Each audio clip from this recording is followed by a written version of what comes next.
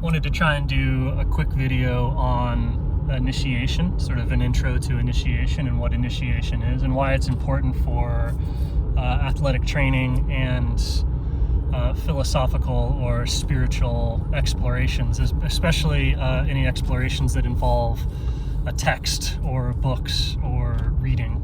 And so initiation is just being given the experience of something. So like in a sporting context, various initiations would be playing catch with somebody else. They have to give you that experience. An initiatory experience is something that something else has to give you, right? A competition or a race, right? Like you have to, in order to have the experience of the adrenaline spike and to understand how the body works in an important moment, you have to be given an important moment. So like a competition or something can give you that important moment, or nature can initiate you.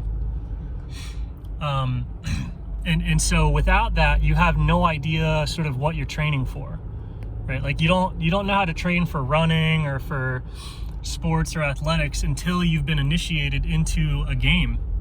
And in order to be initiated like into baseball, you need an entire team on your side and you need an entire team on the other side, and then they initiate you. And then there's different levels of initiation dependent on how seriously or how in depth those teams play.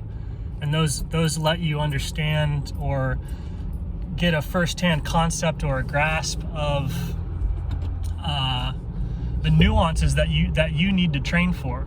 And it's like you have to be there in order to understand what sort of training you need, because it's in the initiation experience you see what your weaknesses are. If you just watch or read about the initiation experiences, you might know about it, but without participating, you don't know what your weaknesses are.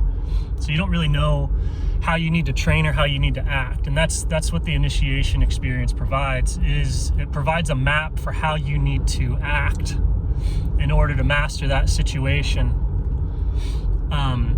Which is the most important thing. It's like, so everyone's different. Everyone's got different strengths and weaknesses. So it's like you can't, your training or your actions or your planning or your strategy for yourself and for other people is not accurate unless you are initiated, given these experiences. And so it's the same thing with spiritual initiation, is like you have to be given the experience of certain things in order to know what to do to go on the spiritual path. Just like you need initiation to know what to do to go on the path of like playing baseball or running track. You have to go to a track meet. You have to run the race. You have to be initiated. And so all these experiences, like you can't, or martial arts is a good one. It's like all of these things are things that you can't initiate yourself. You can't fight yourself. You can't play yourself, and you can't go on a spiritual, there's no individual spiritual quest, because the only places that you can go on your own is into your strengths. And those are the only things, those are the things that are not holding you back. So it's like you don't go anywhere, because it's like you have to remove that which is holding you back to go somewhere.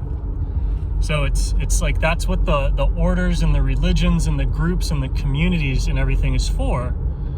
And so that's why real religious orders are initiatory.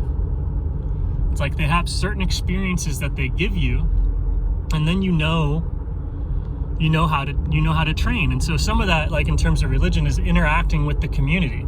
It's like you don't know where your pride is, or you don't know where your weaknesses are unless you have a group of people to point them out. It's identical to playing baseball.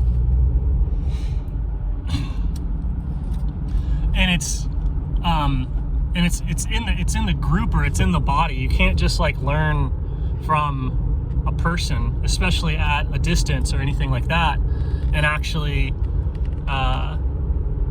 increase your level of initiation into the spiritual mysteries, right? And it's literally, the spiritual mysteries are 100% just being shown what's holding you back from God by like defeating you, or in some case helping you, modeling, exempling, like seeing it. You have to touch it, you have to feel it. Like there's all of the different weird, interesting things in terms of like kung fu or martial arts and stuff. It's like you have to see it, you have to feel it in order to know how to copy it, or to know, to even start to understand what you lack that prevents you from doing a technique. And it's like, so those things, like how to do stuff, is always held in communities. And then they have certain initiation rituals that are similar to like sports teams playing games. Although people call them sacraments. And then they give you this tiny little experience, right? They give you a tiny little experience. And then by that experience, your experience is what informs words. Like, so your dictionary of when you read, your personal reference dictionary is your experiences, and those experiences are attached to the words that you know. So depending on your experience of something, that changes the context of the word. So when somebody reads like a spiritual text or a book, like an esoteric book, like the Bible, depending on their level of initiation, like words like God, time, history, self, soul, spirit, all of those things, when you read them, like what comes before you, what the author is talking about, is based on it'll only reference your experience. It'll only reference your initiation into those things. So without correct initiation, then people reference imaginary concepts. And even if the imaginary concepts are like accurate, right? They don't actually reference reality. And so then it messes up the entire lexicon, because it's like the spiritual text, every single word is supposed to be referencing reality. And if any part of it starts referencing an individual's imagination rather than their initiatory experience, then the entire meaning of the text falls apart. So that's kind of what has happened with Western Christianity and stuff, is that it's thrown out like all of the initiation experiences, besides like somewhat of like bastardized versions of baptism and marriage. It's thrown out all of the initiatory experiences, and those initiatory experiences are usually set up within temples or within recreations of the symbolic structure of reality. Like that's what the temples are. That's what the churches are, is that they are recreations of the entirety of reality. So when you go in there, you're being initiated into like the entirety of reality. So as you step into the house of God and have these experiences in and around it, it causes like the words that you speak and the words that you read to reference these particular initiatory experiences, and therefore everyone's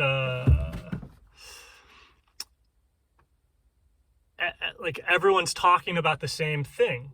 And then without that, then you could have the exact same book with no initiation. Your definitions and your meanings and your imaginations as to what is going on are entirely irrelevant and entirely idiosyncratic. It's like Christ gave people initiation into the meaning of the scriptures, and that experience is what the church gives people so that they can unlock the meaning of the Bible. And the meaning of the Bible is only unlocked through personal initiation, so that the words reference truth, instead of referencing an imagination of truth, or instead of referencing like what a person believes about truth. And that's how all of the mystery schools were. Like everything before modernism, all spiritual schools and all stuff, it was all based off of initiation. And people would go through rituals. In the church, it's called sacraments. And then they would have traditions and customs. Like participating in a culture is a type of initiation. And that's what lets kids grow up and believe and think the same things that the parents do. It's like the culture initiates people, not just the sacraments, but the entire the entire culture of the church is an initiatory experience. That is what allows the Bible to be interpreted correctly, because that culture is what wrote and created and assembled the Bible in the first place. So if you throw out the culture, if you throw out all the cultural experiences so that nobody does or experiences the same thing, then you're throwing out the entirety of the Bible, because all of the words in the Bible have to be based off of your personal life experiences. So if you throw away the life experiences of the religious order that you're trying to serve or be a part of, then you're throwing away the books that are meaningful to them as well, because those experiences is the lexicon and is the definition of all the words in the book. So this because modernism is so materialistic and so short-sighted and so myopic, it doesn't consider any of these things. And that's why Western Christianity and the sciences and the schools and everything, since there's no method or path or even desire to standardize or maintain or to keep consistent initiatory experiences through time. So everything is constantly decaying in a manner similar to how, like, if your body doesn't stay consistent through time, it's decaying. It's either growing or decaying, right? So the initiatory experiences are either being mapped out, laid out, generated, solidified, created, the same way that like a baby turns into a man, or they are decaying, right? So now it's like the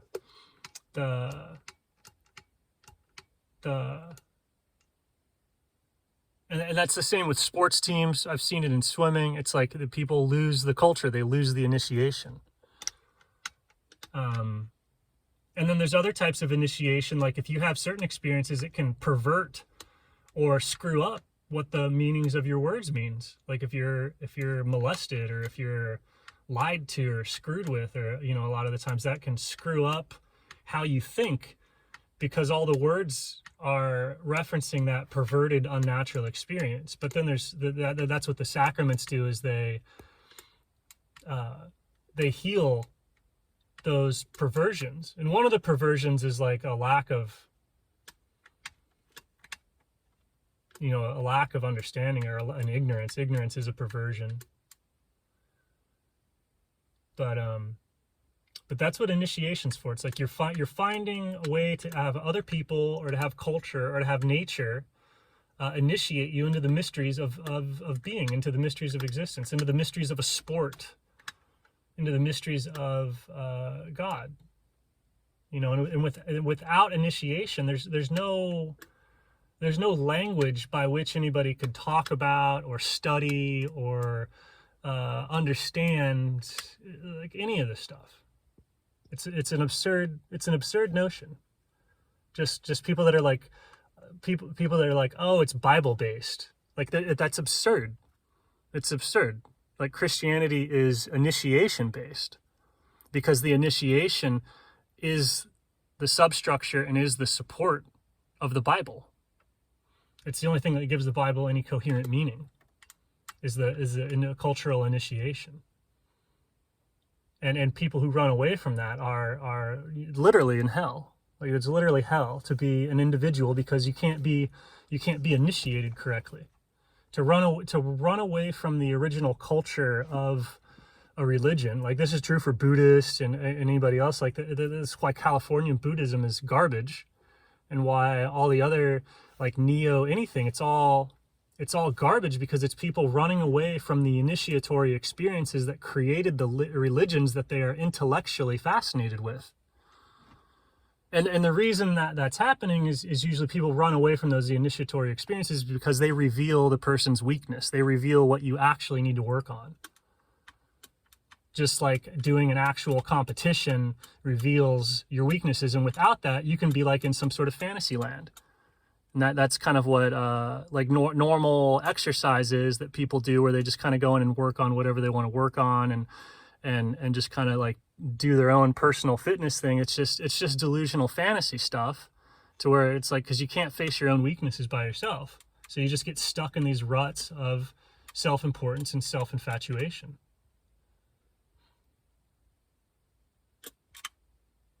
And then that compounds generation after generation after generation until there's just a hollow husk of the fullness of what was.